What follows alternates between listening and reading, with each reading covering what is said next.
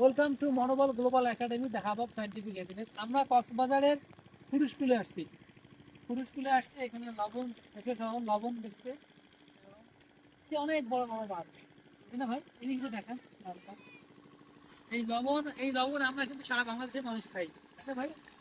চিটাগং কক্সবাজারের লবণ সারা বাংলাদেশে। আমরা যেমন ধান চাষ করি, ধান সারা পৃথিবী ধান ফসল উৎপাদন করি, এখানকার মানুষ এই লবণ চাষ করে, মানে এনারা লবণ চাষী। দাম বাড়লো অনেক টাকা ইনকাম।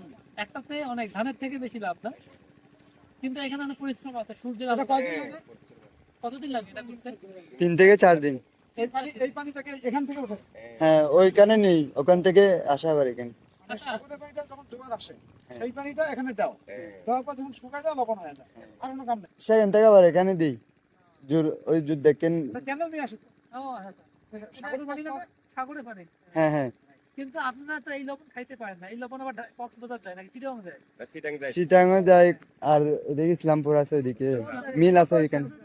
না, হ্যাঁ, মিল আছে ওইখানে। এই লবণ কিন্তু খেতে পারবে না। এই লবণকে এখনো খেতে পারবে, এখনো পারবে খেতে। হ্যাঁ খাওয়া যাবে না। এখন তিতা হবে, কিন্তু শুকাতে হবে।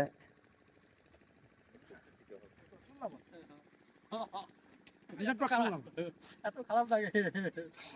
কেটে মন সন্তুষ্ট হয়েছে আর কি। এক একজন মানুষ এক এক রকম কাজ করে জীবিকা নির্বাহ করি না। কেউ ধান চাষ করি, কেউ এটা সেটা। তো এখানকার এটা না বললে তো তুমি এটাই করতে হবে না তো। এটা অনেক বিখ্যাত এখানকার, না? মাঠের পর মাঠ।